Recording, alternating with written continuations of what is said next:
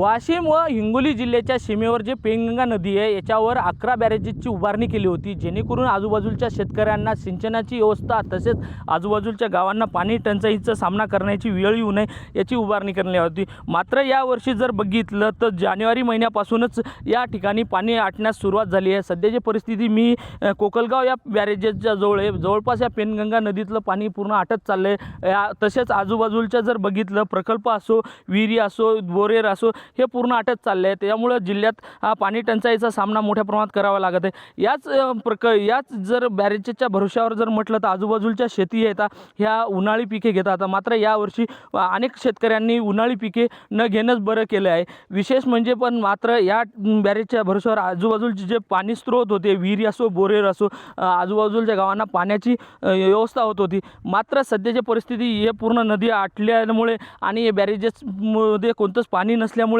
अनेक गावात जर पाणी समस्याला मोठे तोंड देण्याची वेळ येते। अजून जर 1 महिना ते 1.5 महिना अजून बाकी आहे, त्यामुळे येणाऱ्या दिवसात अजून हे पाणी साठा पूर्णतः आटल्या जाणार आहे। त्यामुळे पाणी समस्याला मोठं तोंड देण्याची वेळ नागरिकांवर येणार आहे। कॅमेरामन सचिन राणेसह विठ्ठल देशमुख, TV9 मराठी, वाशिम।